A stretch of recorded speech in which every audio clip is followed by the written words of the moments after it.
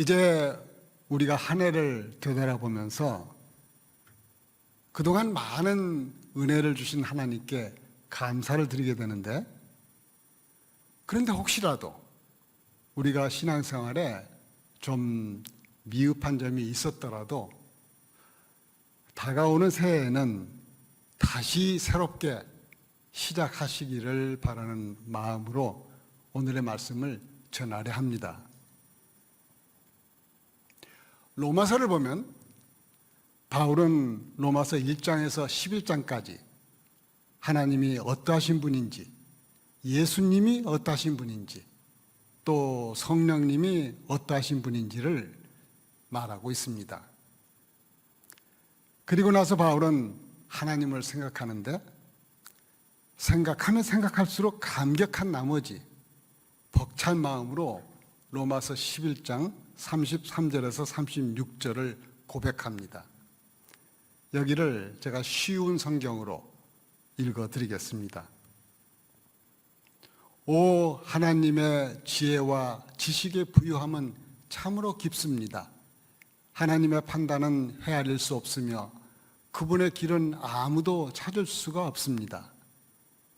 누가 주님의 마음을 알았으며 누가 그분의 의논 상대자가 되었습니까? 누가 먼저 하나님께 무엇을 드려서 하나님의 답례를 받는단 말입니까? 이는 모든 것이 하나님께로부터 나왔고 하나님의 보살핌으로 보존되며 하나님의 영광을 위해 존재하기 때문입니다. 하나님께 영광이 영원토록 있기를 원합니다. 아멘. 이렇게 하나님을 찬양하면서 바울은 로마서 12장 1절에서 그러므로 형제들아 이렇게 시작하는데, 여기서 그러므로는 불과 4자밖에 안 되는 짧은 접속사이지만 참으로 심오하고 많은 내용을 내포하고 있습니다. 다시 말해 기독교 복음의 핵심과 연결되어 있습니다. 그 내용은 우리 모두가 죄로 인해 죽을 운명에 처했지만 하나님의 은혜로 그리스도 예수 안에서 믿음으로 구원을 얻었습니다. 그래서 세상의 어느 누구도 우리를 대적할 자가 없는 하나님의 자녀가 된 것입니다. 그래서 이제는 우주 만물의 창조주, 전능하신 하나님을 나의 아버지라 부를 수 있는 친밀한 관계에 이르렀고, 그리고 죄인인 우리를 사랑하시되 끝까지 사랑하시며 자기 아들을 내어주실 만큼 사랑이 풍성한 그 하나님을 우리가 이제 알게 되었으니 형제들아 너희는 이제 이렇게 살아라 하며 바울은 권면하고 있습니다. 이제 바울의 권면의 내용이 로마서 12장에서 15장까지 구체적으로 나오는데, 오늘 12장 1, 2절은 우리가 어떻게 살아야 하는지, 하나님 자녀로서의 삶을 압축하여 말씀해 주고 있습니다. 12장 1절을 함께 읽겠습니다. 시작. 그러므로 형제들아 내가 하나님의 모든 자비하심으로 너희를 구원하노니 너의 몸을 하나님이 기뻐하시는 거룩한 사한 제물로 드리라. 이는 너희가 드릴 영적 예배니라. 아멘. 바울이 권면하는 내용은 하나님의 모든 자비하심으로 너희를 구원하노니 너희 몸을 하나님이 기뻐하시는 거룩한 사한 제물로 드리라는 것입니다. 원래 제물은 죽여서 하나님께 바치는 것인데, 바울은 우리 몸을 사한 제물로 드리라고 합니다. 제물과 살아있음은 함께 사용할 수 없는 모순적인 말 같지만, 그럼에도 불구하고 거룩한 사한 제물로 드리라는 것은 옛사람은 죽고 새사람으로 살아내는 것을 말합니다. 다시 말해 내가 주인 됐던 옛사람은 죽고 이제는 예수님을 주인으로 모시는 새사람으로 사는 것을 말합니다. 이것이 영적 예배라 했는데, 바로 우리가 하나님께 드려야 하는 진정한 예배인 것입니다. 제물이란 제물 그 자신을 위해 드려지는 것이 아닙니다. 예수님이 제물이 되신 것은 저와 여러분을 위한 것이었습니다. 그러므로 성도가 거룩한 사한 제물로 드려진다는 것은 성도가 예수 안에서 새 사람으로 거듭나 가정에서나 직장에서나 빛과 소금의 역할을 하며 사는 것을 말합니다. 아모스는 아모스서 5장 24절에서 오직 정의를 물같이 공의를 마르지 않는 강같이 흐르게 할지어다 라고 했는데, 이것은 강이 쉬지 않고 지속적으로 흐르는 것처럼 날마다 삶에서 정직하고 올바르게 비난받을 것이 없이 살라는 말씀입니다. 다시 말해 예배당 안에서 주일날 예배를 드리고 나머지 6일은 세상 사람처럼 살아서는 안 된다는 것입니다. 이제 바울은 2절에서 거룩한 산 제물로 살기 위한 기본 원칙을 말해주고 있습니다. 그것은 이 세대를 본받지 말라는 것입니다. 그런데 우리는 이 세대 속에 살고 있습니다. 천국 시민권을 가지고 이 세상에 거주하면서 이 세상 문화 속에 살고 있습니다. 호세아는 호세아서 4장 1, 2절에서 이 땅에 대해 이렇게 말합니다. 이 땅에는 진실도 없고 인애도 없고 하나님을 아는 지식도 없고 오직 저주와 속임과 살인과 도둑질과 간음뿐이요 포악하여 피가 피를 뒤이음이라 했습니다. 사실 호세아 선지자 시대나 지금 시대나 똑같습니다. 그러므로 성도라 할지라도 깨어있지 않으면 그대로 이 땅에 이 세대를 본받게 되어 있습니다. 이 세대를 본받지 않고 산다는 것이 얼마나 어려운지 그 예가 성경에 잘 나와 있습니다. 이스라엘이 애굽에서 400년을 살았는데 이제 하나님의 백성으로 살기 위해 출애굽하여 그 애굽 문화의 잔재를 벗어버리는데 40년간의 광야 훈련이 필요했습니다.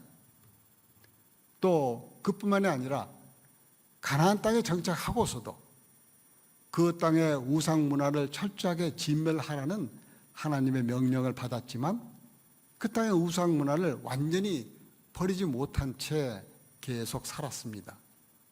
그래서 하나님께서는 다시 70년간 바벨론 포로로 가게 해서 우상 문화의 잔재를 벗도록 가르치셨습니다.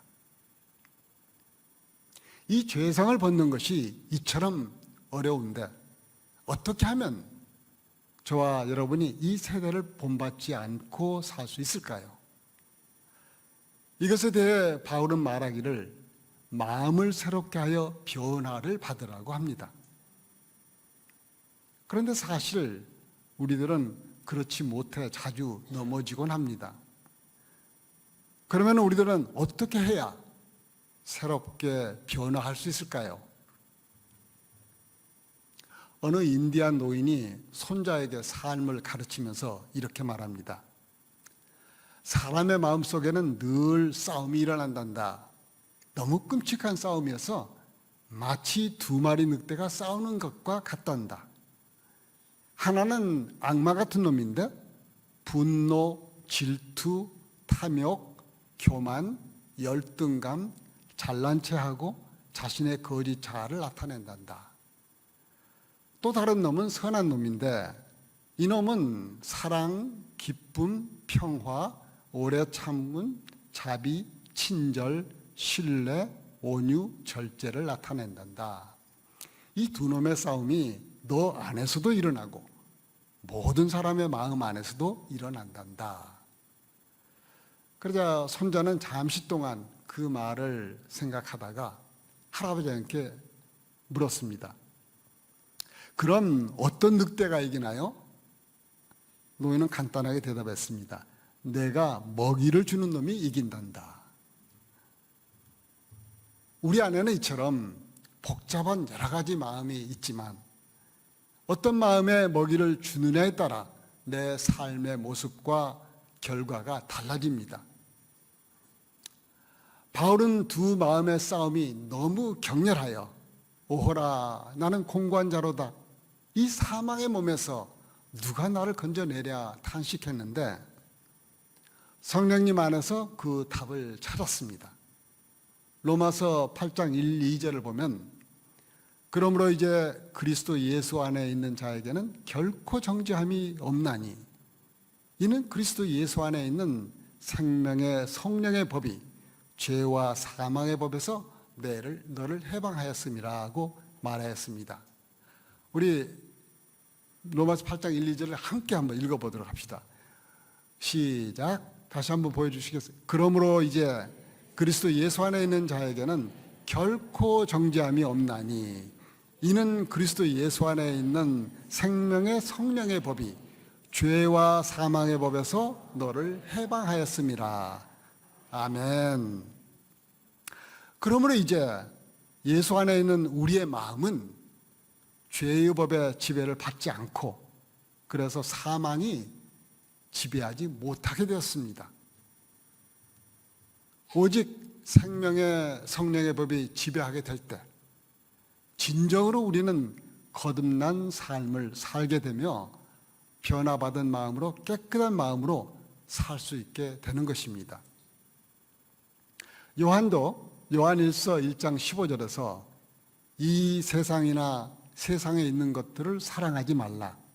누구든지 세상을 사랑하면 아버지의 사랑이 그 안에 있지 아니하니 이는 세상에 있는 모든 것이 육신의 정욕과 안목의 정욕과 이생의 사랑이니 다 아버지께로 온 것이 아니요 세상으로부터 온 것이라 하였습니다.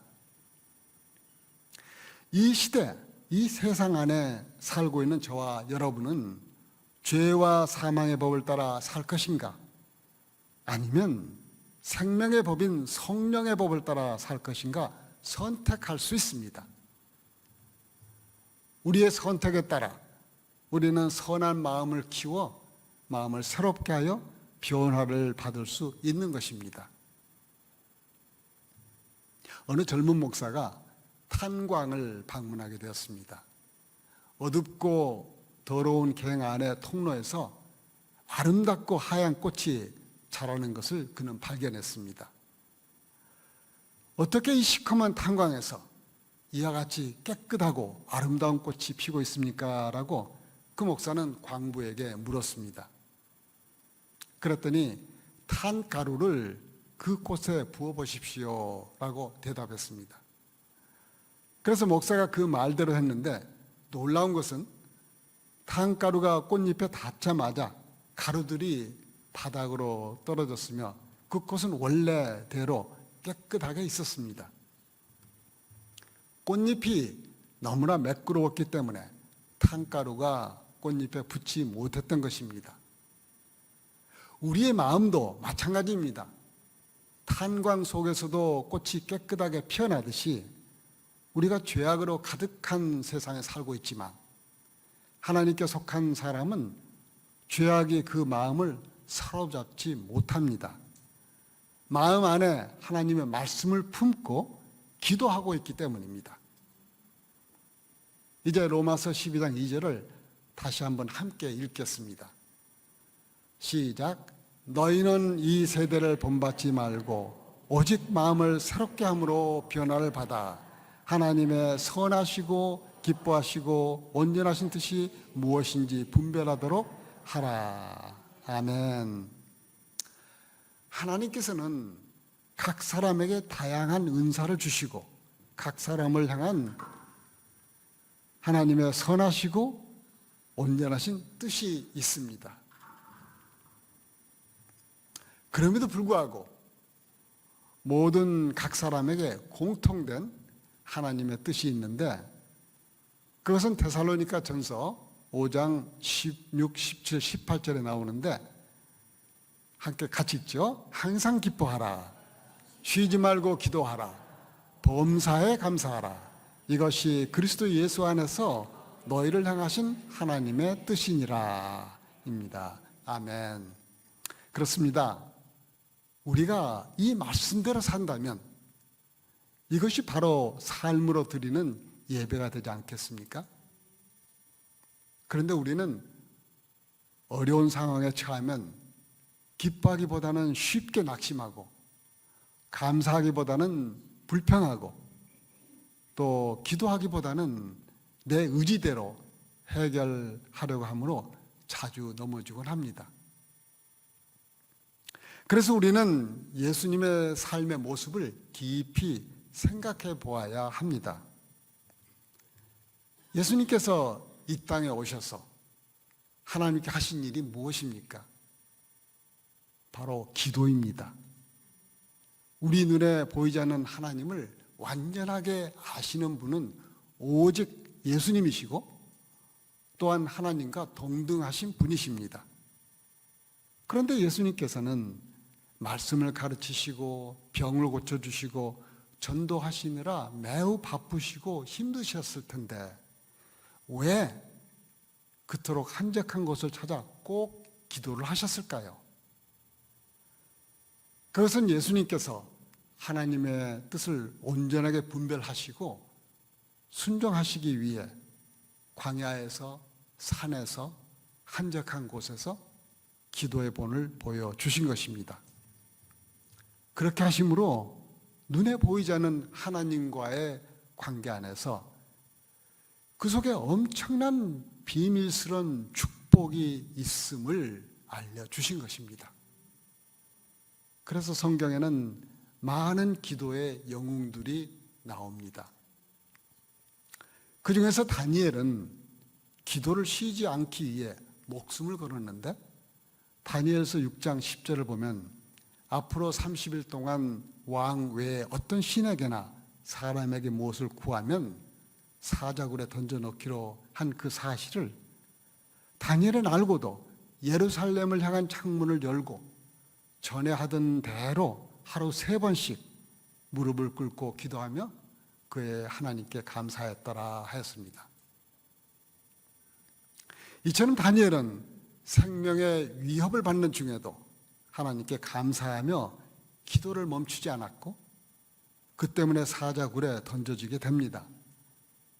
그러나 하나님께서는 그를 사자굴에서 구해내셨습니다.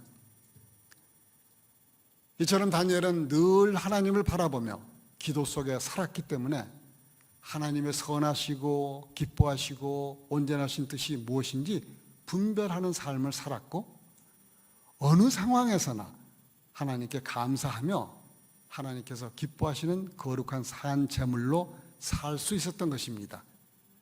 뿐만 아니라 이렇게 늘 변함없이 기도한 다니엘은 여러 이방 왕을 섬기면서도 끝까지 이방 땅의 문화에 물들지 않았고 오히려 이방 땅의 다리오 왕을 감동시켜 하나님의 이름을 높여드리는 결과를 가져왔습니다. 이 이야기는 다니엘만의 이야기로 끝날까요? 절대 아닙니다. 저와 여러분에게도 기도는 응답되고 또 세상을 이길 능력을 주실 것입니다.